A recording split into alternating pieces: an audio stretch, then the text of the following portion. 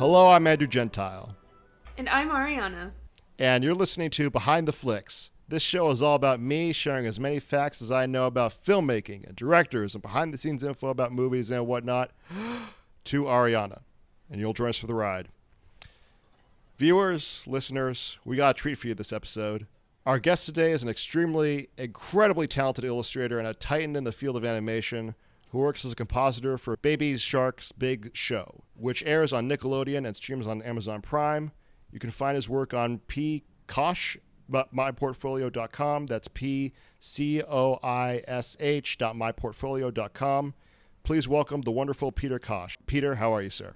Oh, I'm doing great. Thank you so much for having me, Andrew. Yeah, everyone always pronounces it Coish, but 5 years and you still remember the right way. Coish. Yeah, you got it. Okay, great.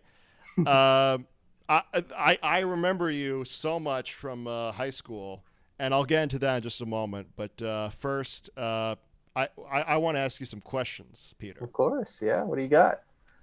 So, how did your passion for animation begin? Awesome. Yeah. Well, I mean, it started around the time that I met you, actually. Is that right? Yeah, because obviously we did freestyle. I don't know if you talked much about that on the show. We can maybe we'll get to that. But in high school, I always loved design, illustration, that sort of stuff. And then I took a film class with somebody else in the call. And that's when I kind of realized that I could kind of fuse the two. And my passion for animation was kind of born there. And how did you realize you wanted to pursue it as a career?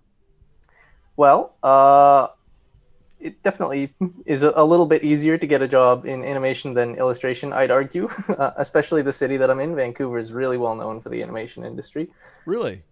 Yeah, wow. Definitely growing. Some of the biggest studios out here, kind of like the little Hollywood of Canada up here. Not only for animation, but film as well. Growing industry. You are a compositor on Baby Shark's Big Show, correct? Mm-hmm, that's right, yeah. Been doing that since about October now, loving it. Awesome. And so for those who may not be familiar with the ins and outs of animation, can you please explain what a compositor does? Yes, yeah. Thank you, yeah. Asking my question. It's definitely not the most well-known aspect of the industry, but so as a compositor, it's my job to take the animation from the animators and throw it into programs to clean it up, organize it, put all the special effects into it, and kind of compose it to make sure that everything looks right, and give it that final polish.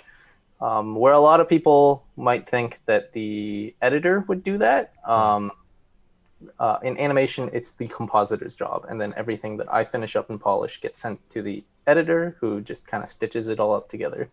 Oh. That's incredible. Yeah. Mm-hmm. That's really definitely cool. The fun part. Yeah. And you're the one that kind of gets to deliver the final product, it sounds like.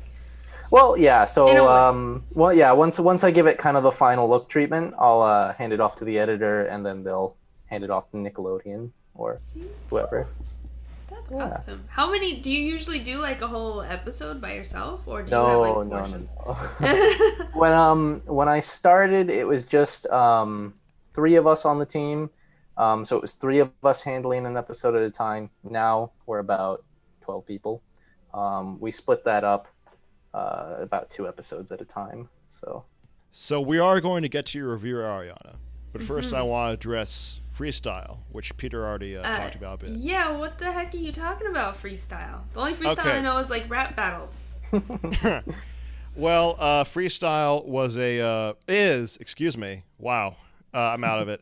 Freestyle is a art program run through the Los Altos Mountain View high school district. Stop me when I'm wrong, Peter, by the way. You got it so far. Okay. And it had the 2 mandatory curriculums, 2 mandatory classes were design and English. And you were able to choose, back when I went there and when Peter went there, we were able to choose between, and again, correct me if I'm wrong, Peter, film and web audio? Yeah. Did I get that right? Okay. Yeah, that was right. Now, knowing me, since then. Yeah, it's changed a little bit, yeah. Knowing me, I chose film. I think that's pretty obvious. And, you had to apply for the program, and I got in, which is crazy. Not so much for Peter, but not crazy for Peter, but somebody of his talent. So that's what freestyle is. Did I get that right so far, Peter?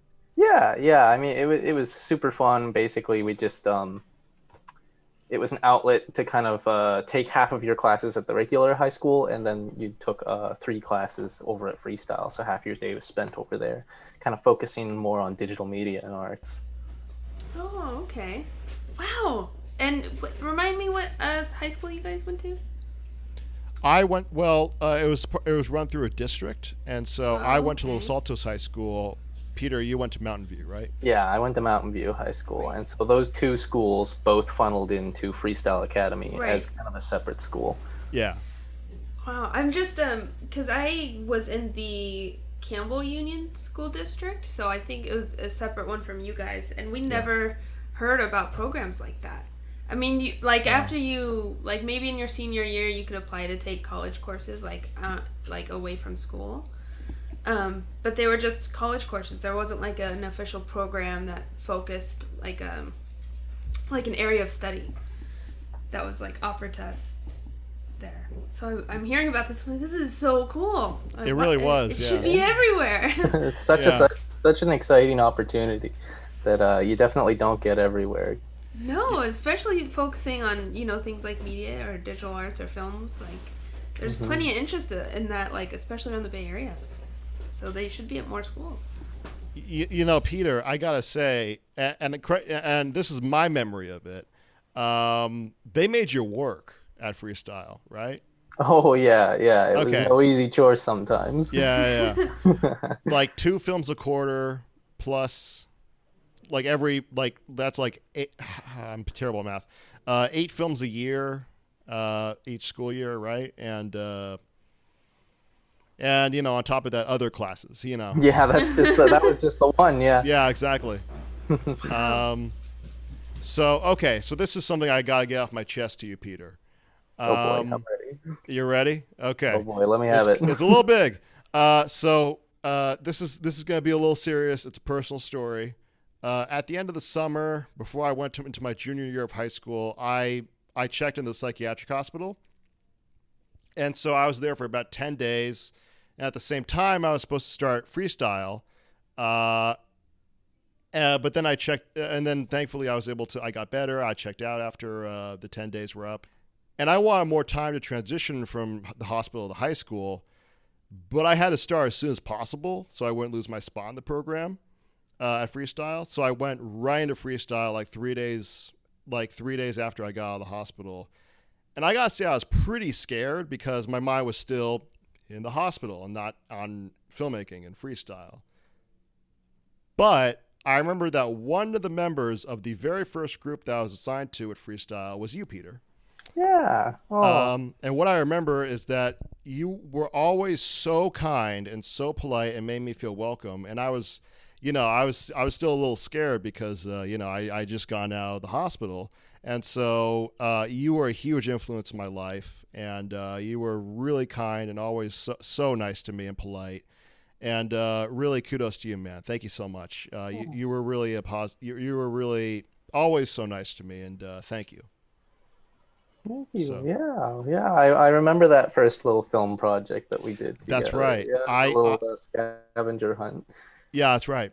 It was like a scavenger hunt project. Yeah, and it was a filmmaking experience for me because what were each of your roles in the creation of this film?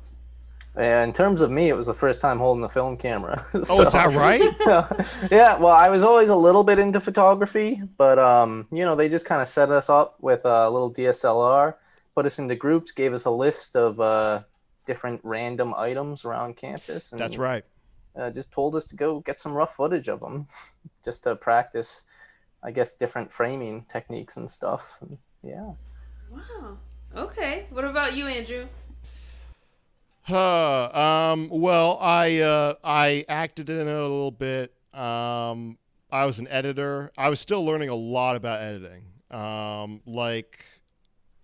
remember on that project, I was trying to be like an artsy filmmaker, and I slowed everything way down. I thought that was funny, but it wasn't. And that's kind of what you have to do as a young filmmaker, is try out what doesn't work. So I remember my part didn't work. Peter's and our and his and the another filmmaker in the class's part was great. My part kind of dragged it down. Oh, don't be too harsh on yourself. We're all there to experiment and learn. Yeah.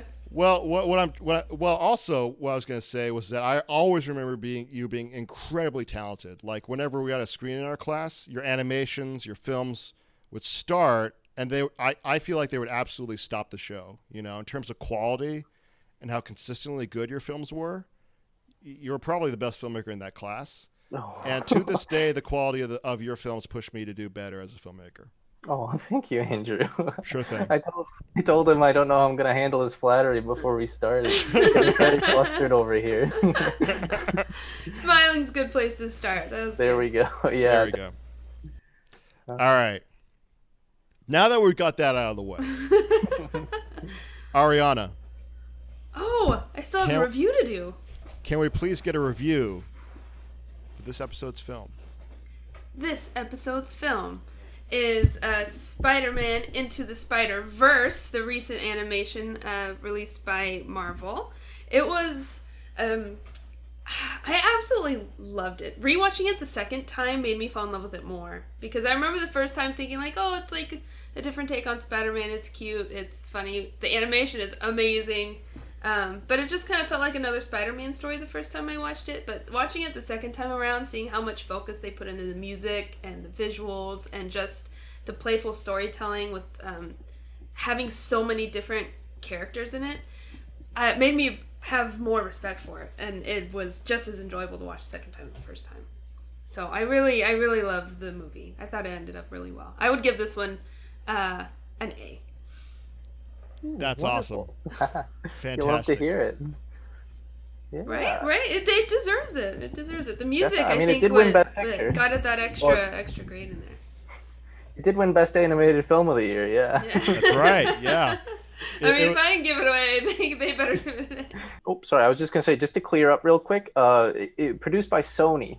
This one's credit goes to Sony. Association with Marvel, of course, for using the Spider-Man character, but yeah. That's right. Thank you. Yeah, this one was a big win for Sony, especially after the Emoji Movie, not a few years before. Yeah. Okay, correct me if I'm wrong. Wasn't Emoji Movie kind of a box office hit? Not a critical hit, but a box office hit. I think they're planning a sequel. I do not know about. I haven't heard anything about a sequel. Okay, they're making a Spider-Verse sequel. Well, I'm getting. Yeah, I'll get to that. Yeah. Yeah, no. Okay. Sony has had a very mixed history of animated films. They started off a little weird, albeit strong, with Open Season. I don't know if you all remember that one. But they've done some very popular ones like Cloudy with a Chance of Meatball and the more recent Hotel Transylvanias. So.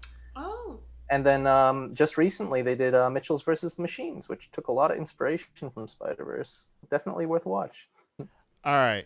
So, Peter, you gave me a list of films that we could talk about, and we landed on Spider-Man Into the Spider-Verse. What made you choose this film? Well, I mean, other than it winning Best Animated Picture, I think it really is a standout in 3D animation. I should specify that I am a 2D animator. That's what I studied in university, so it's not necessarily my specialty, but this film is definitely a standout in the 3D industry for all the ambition that they took with this project. Definitely, yeah. What was your first time seeing this film? What was that like? Oh, I saw it in theaters. Same, yeah.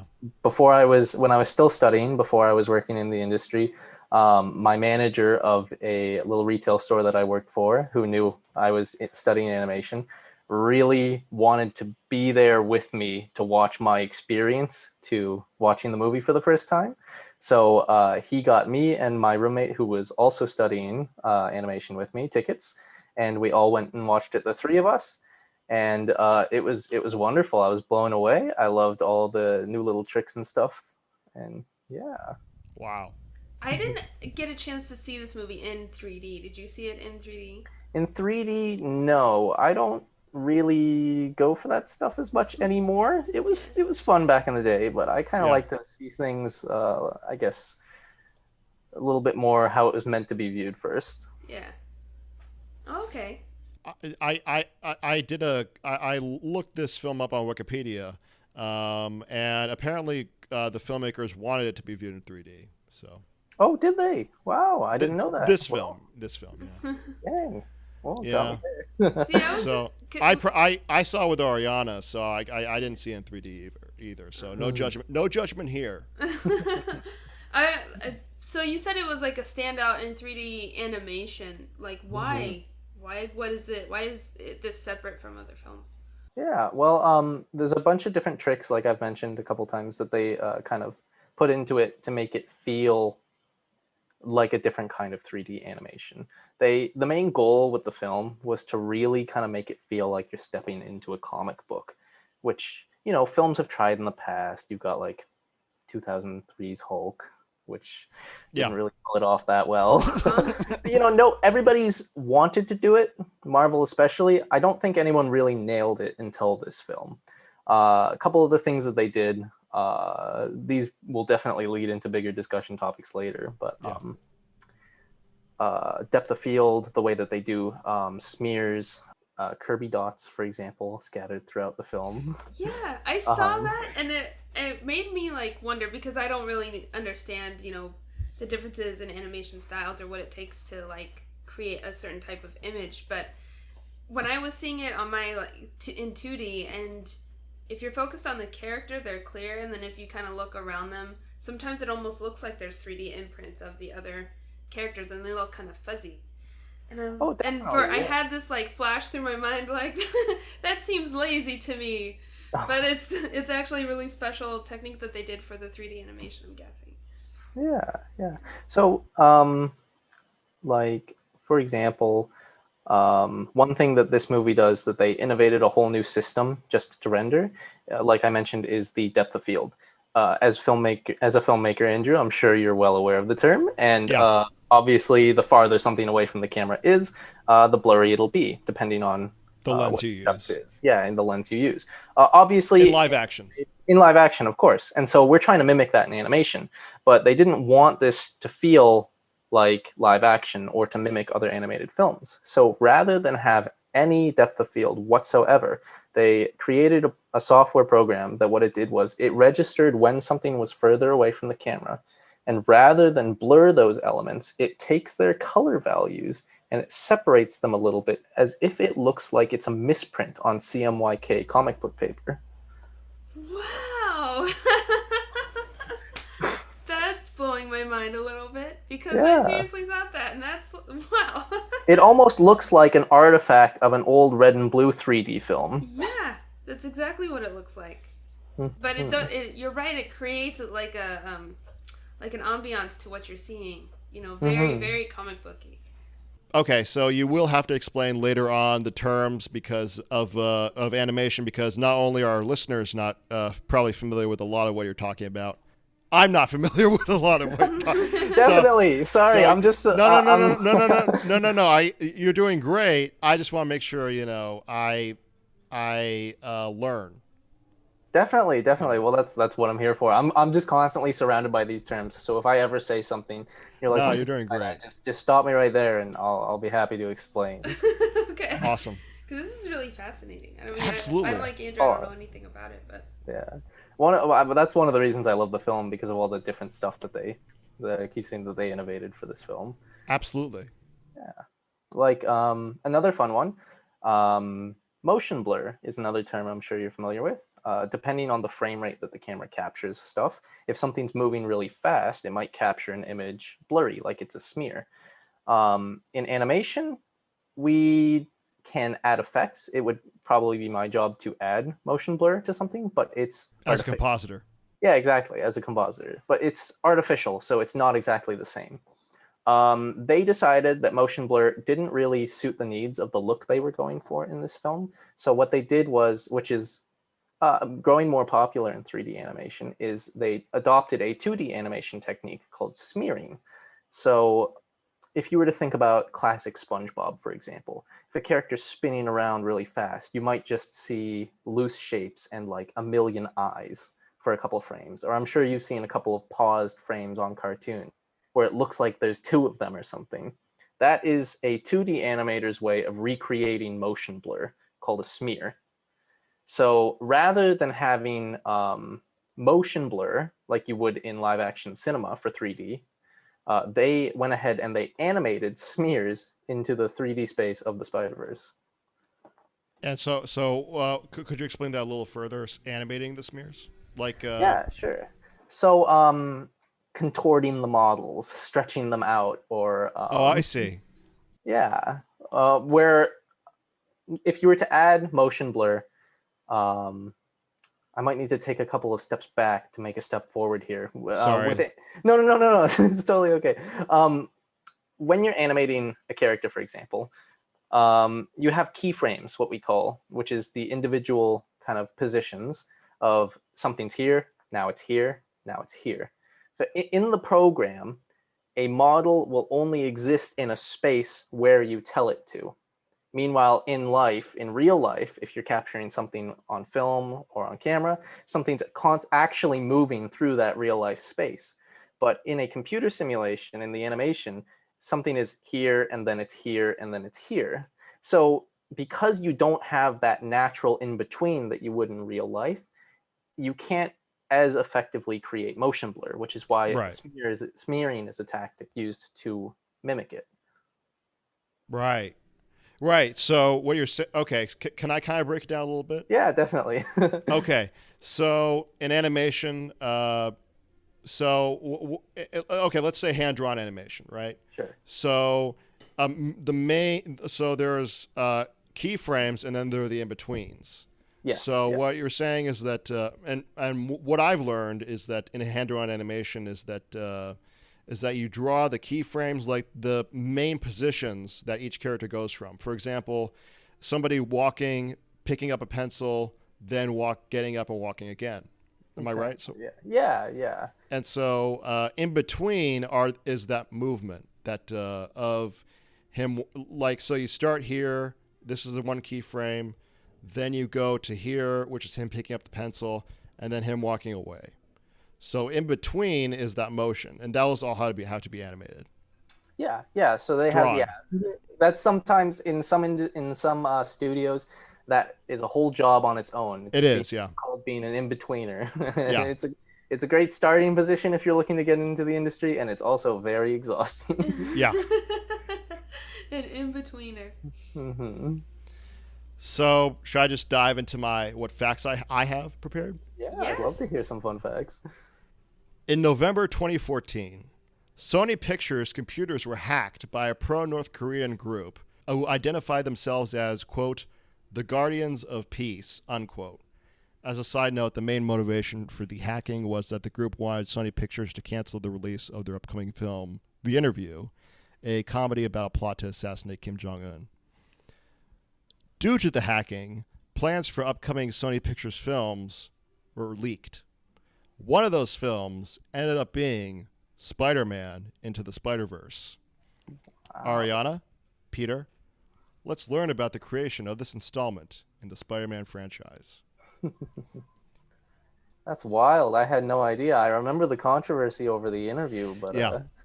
I had no idea that's what leaked the film. You said that was November? Was that 2018? 14. 14. Wow, yeah, because I was gonna say because November 2018. No, was 2014. just before it came out. Yeah, so No. 2014. Wow. Yeah, that's how far back it was being planned. Mhm. An animated film about Spider-Man made by Christopher Lord, Phil Lord and Christopher Miller. There you go. Okay, to explain who those guys are. After box office hits such as Cloudy with a Chance of Meatballs and the Lego Movie, as well as 21 Jump Street, a reboot of the 80s television show, filmmaking team Phil Lord and Christopher Miller were, and still are, hot. And as one of their projects, they chose Spider-Man Into the Spider-Verse. However, the dynamic duo,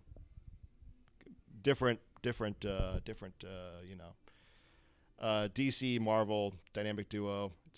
Dynamic duo is DC, Batman, Robin. Anyway, however, the dynamic filmmaking duo did not direct the film. Instead, Phil Lord co-wrote the film, while Lord and Miller were producers on the project. After the writing of the script, in which multiple Spider-Mans from parallel universes joined forces, came the process of casting. One interesting piece of trivia to note on this front is that Tobey Maguire, who played Spider-Man in the live-action trilogy, was considered to play the adult version of Spider-Man in this film.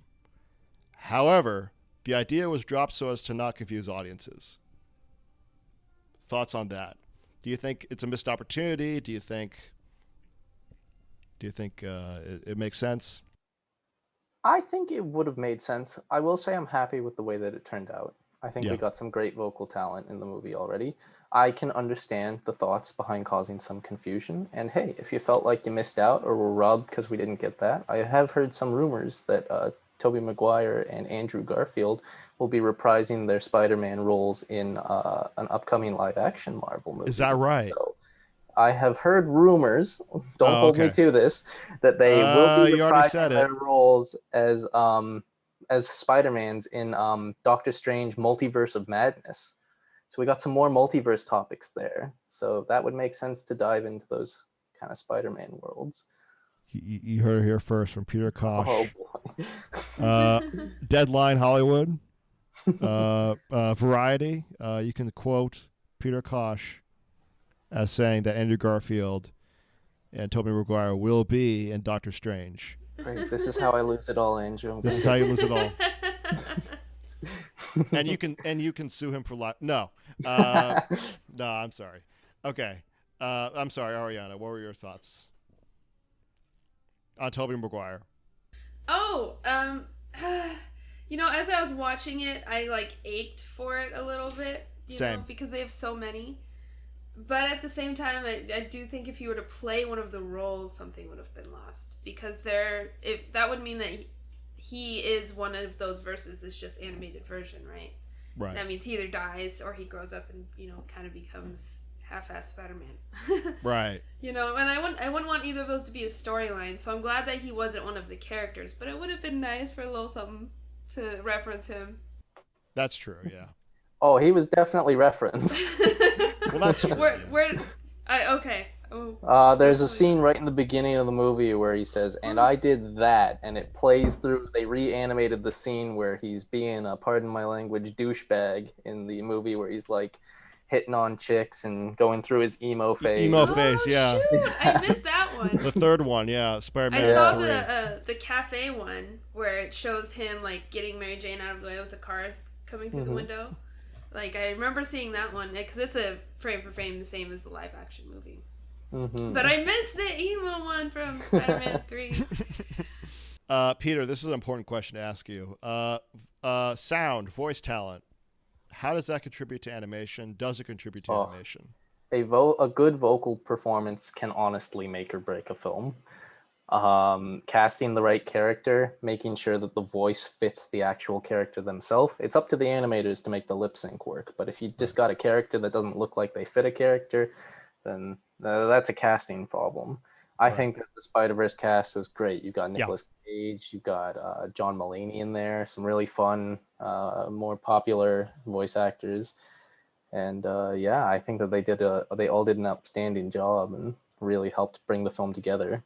And that's the best part about it. That I'm personally familiar with those two that I listed from other projects, but their voices were not as instantly recognizable to the point where I was like, okay, this is Nick Cage Spider-Man, or this is John Mulaney Spider-Man. They were their own characters in that sense. I gotta be honest with you. I did kind of notice. Oh crap! Is that Nick Cage?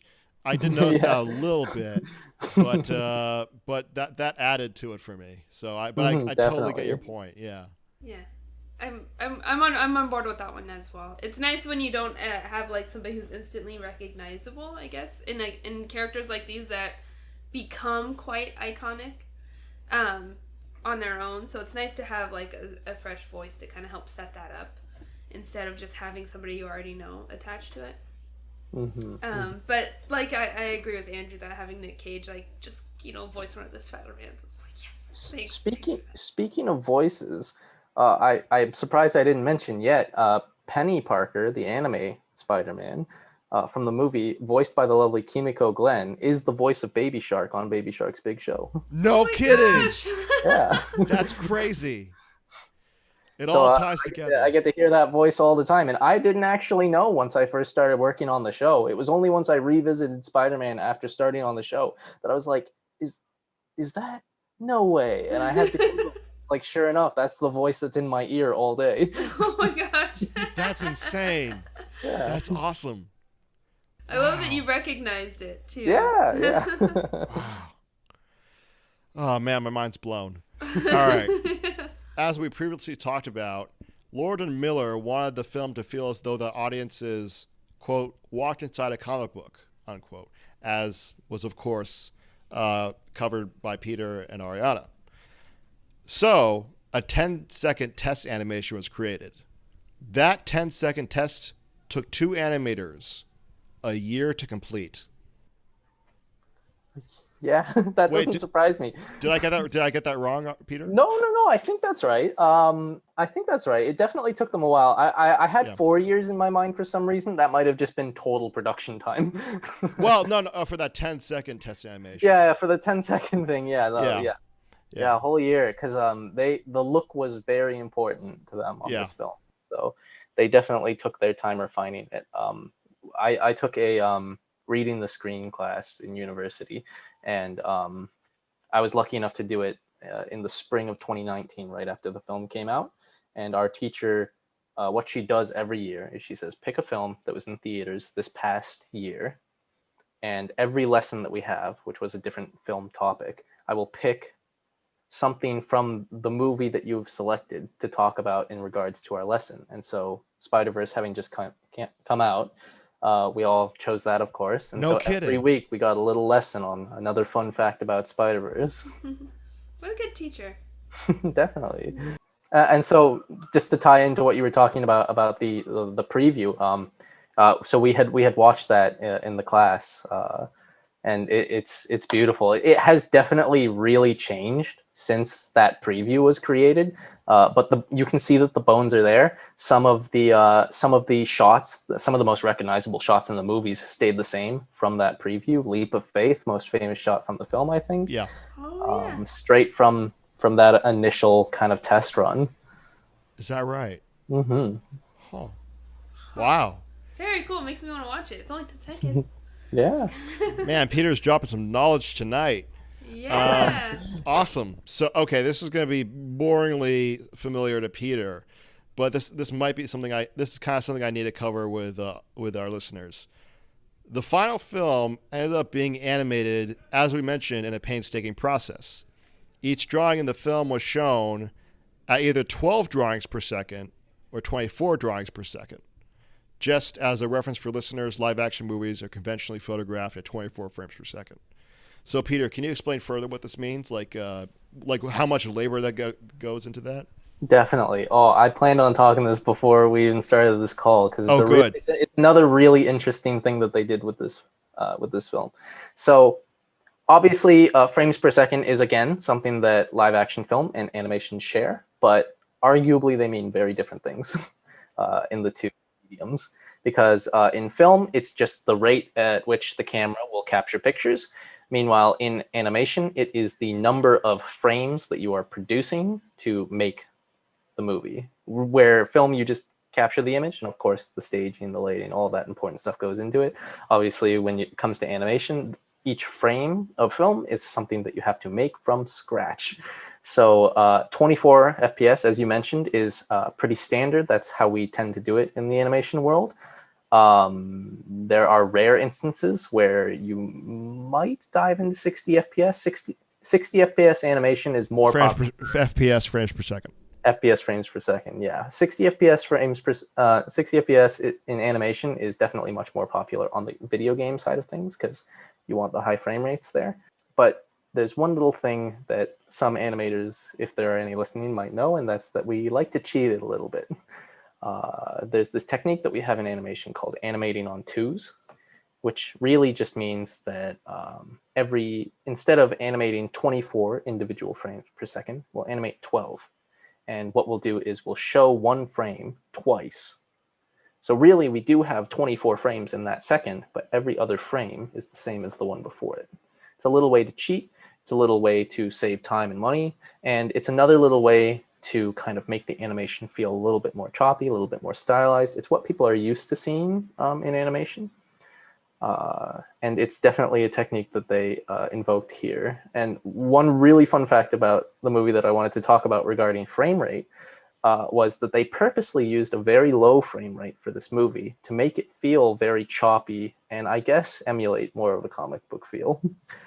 It's really noticeable right when you start the movie, when Miles is sitting in his chair, kind of banging on his desk, listening to music. You can kind of see, for lack of better terms, his movement is a little bit choppy. It's definitely a stylistic choice, but like I said, it saves a lot of time. The most interesting scene that takes advantage of this in the movie is when Spider-Man and Miles are swinging through the orange forest just after they have escaped Doc Ock's lab with the computer. A really cool trick that they implemented here rather, is that Peter B. Parker, the more experienced of the two, is animated on 24 frames per second. So his motion looks extremely fluid. And so his motion looks really smooth. Meanwhile, Miles, who's still learning how to swing and quite bad at it, they purposely animated him on 12 frames per second. They animated him on 2s and Peter B. Parker on full 24 FPS, which is not something that you commonly see using multiple uses of frame rates between characters in one scene. So I don't know, it makes Miles's movement look more choppy. Peter B. Parker is more fluid, and it really helps play to the nature of what's actually going on in the scene. Like they use the technical aspects of filmmaking and animation in order to convey character. Definitely. And the plot. Yeah. It's not something that every viewer would notice right away, but it is something that your brain kind of registers in the back of it and kind of helps emphasize what they're trying to sell with it, I think. That's so cool because it's like and also it's a lot of work, that's just a ton of work. Okay, so so for your show, Baby Shark's Big Show, how much time does it take to complete an episode, just for frame of reference for listeners, and how long? From start to finish, or from compositing into things? So let's say both. And how long is the show usually? Right. So Baby Shark's Big Show has 11-minute episodes. Right. Kind of standard cartoon with commercial breaks. Sure. I honestly couldn't tell you the full production because we get our animatics from Nickelodeon themselves. So I have no idea how long they take to produce on their end. But once we get it, it'll take animation maybe 1 to 2 weeks, and then it'll take us another maybe 1 week, 2 weeks to comp. We'll send it back to Nick, and then they will send retakes. So if they want something changed, be it the animation, the effects, and so we'll have usually a couple more weeks to do that. So a rough estimate would say about a month per episode, but we are also working intertwined on other episodes kind of in the mix. Wow. So I think we mentioned briefly earlier that this film took the better half of 4 years, maybe a little bit over, aside, like not even including that 1 year test run. So right. Yeah. And this weaves beautifully into my script. In order to reach their release deadline and still use the painstaking animation process, Sony Pictures were forced to employ 140 animators, the most used on one of their feature-length animated films. And so that's a lot of animators, right? Definitely, yeah. I mean, I only work on shows. I haven't worked on a motion picture, but right. I mean, we only have somewhere between maybe 25 to 35 animators max.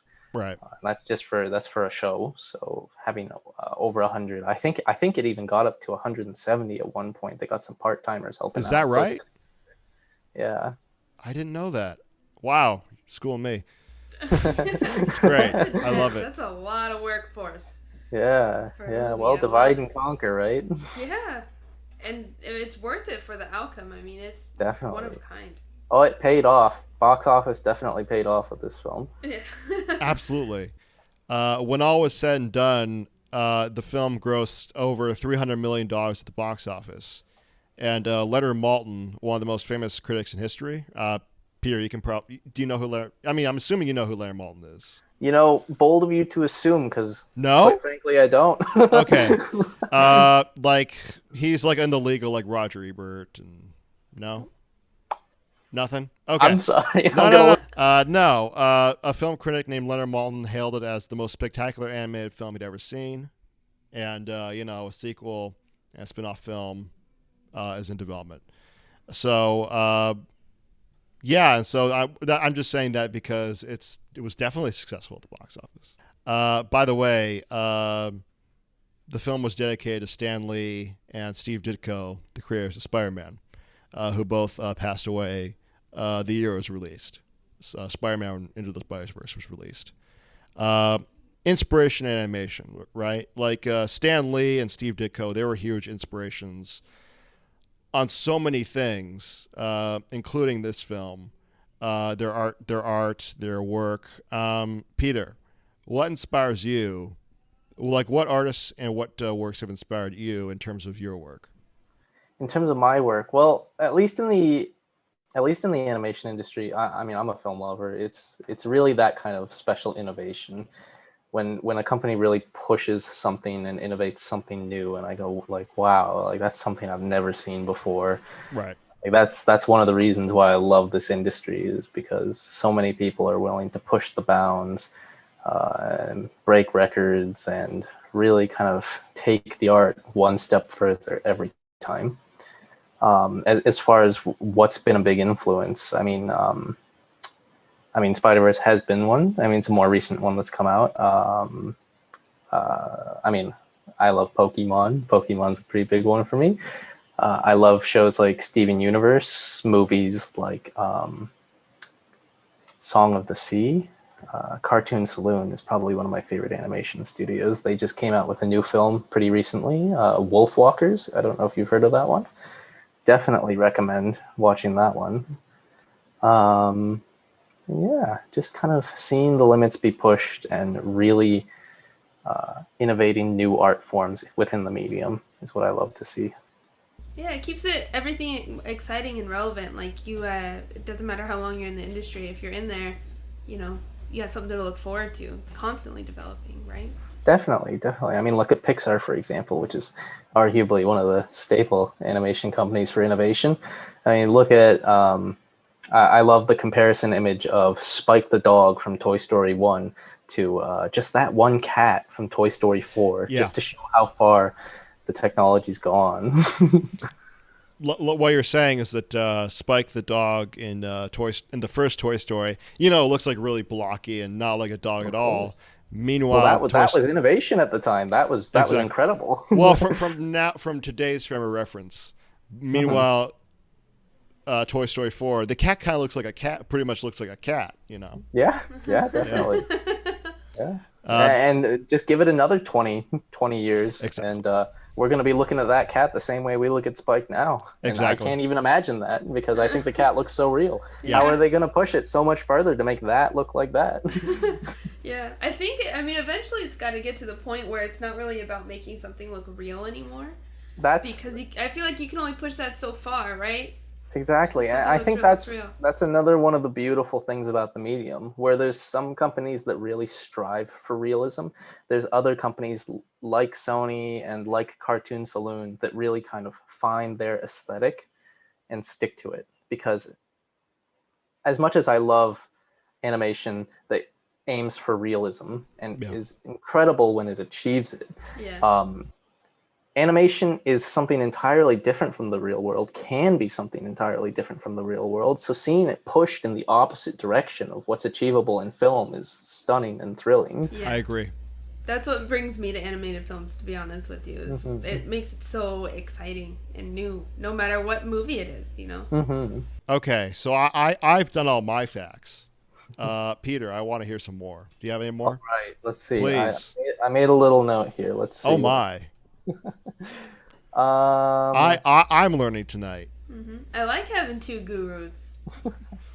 We've gone over smearing and motion blur. Depth of field is the really fun one. Let's see, automatopoeias. That's another really fun one that they did in this film. So one of the things that they did to make the film feel much more like a comic is through speech, thought bubbles, and automatopoeias. For those who aren't familiar with the term, automatopoeia is a written word that means a sound. So like bark, boink, scratch. You can see these pop up constantly throughout the film, like the thwip of whenever his webbing comes out.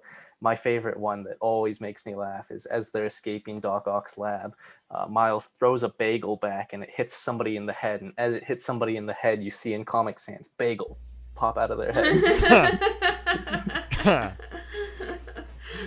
That's awesome. I think it also really helps with, aside from the onomatopoeias, back on the kind of text bubbles or thought bubbles, really helps kind of make it feel more akin to the comics, where when Miles is just getting his powers, like his thoughts start appearing on the screen. Not only is it like hilarious to read and to get that sense, even though it's also being narrated to us, it just feels as if like they intended, we're stepping into a comic. Yeah. And they do it really well in the visual like medium of it, because it's not distracting or off-putting, or it doesn't seem out of place in the world, like because they meshed it so well. With comic books, yeah. One other technique regarding to make it look more like comic books that other films have tried is kind of slide transitions. Like I mentioned earlier, the 2003 Hulk movie really kind of pushed for that, where they'd have a hard border and they'd have a second shot just slide in, and it doesn't really do it for me. Right. Like, I get what they're going for. It does mimic a comic book, but when you've got live action, I feel like that doesn't work. Yeah. They do it very sparingly in the Spider-Verse, but I think it's to great effect. Like there's one scene where Miles is plummeting through the sky. I believe it's during his leap of faith scene, where they have a bunch of different frames take up the screen, and everyone is a little bit closer, and as they pop up, it's really kind of bringing out the intensity of the moment. So I think that was a very successful use of that technique. Most definitely. It builds on the intensity of the scene, and in a way that visually relates to its source, and is true to the feel of the movie and the comic books.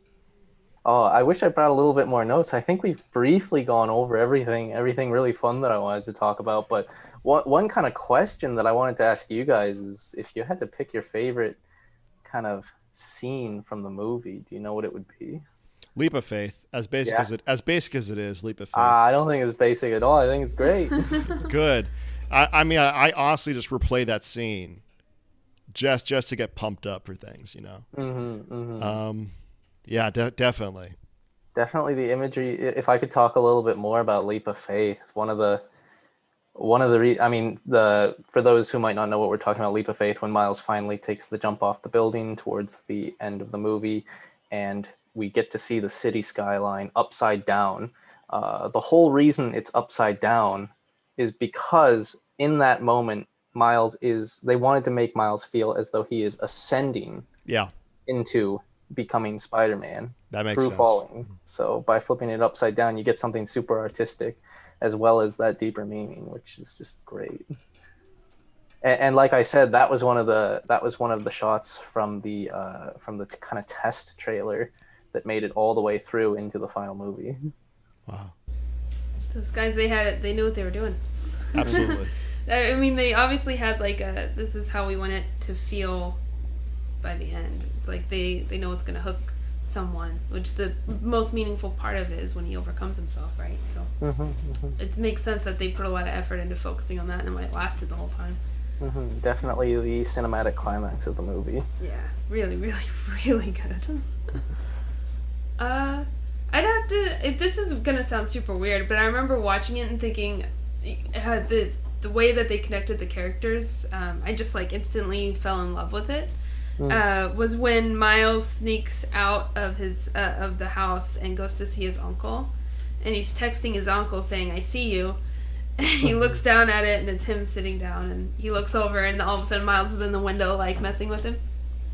Definitely such a cute, heartfelt moment. Yeah, really, really fun. And then the whole conversation afterwards was very, like, sweet, and it really made you understand the context of their relationships was something that felt very genuine and simple. And I love moments like that in movies. Also really important to kind of build up and show that character connection, especially given what it leads to and the kind of emotional payoff there. Yeah. Can I just say that the dad speech outside Miles's door, it's so well acted. The way that he, like, chokes up over the lines. I don't know who that actor is, but whew, he did a fantastic voiceover. Because it really is just his voice. They don't show him saying the speech. Okay, the writing. That's what I was going to say. The writing. So I know only Phil Lord co-wrote the film between Christopher Miller and Phil Lord, between those two guys. But in the films that I've seen of theirs, which is 21 Jump Street, 22 Jump Street, and this, the writing across the board is fantastic. 21 and 22 Jump Street, they're way better than they have any right to be. Like, those are great comedies.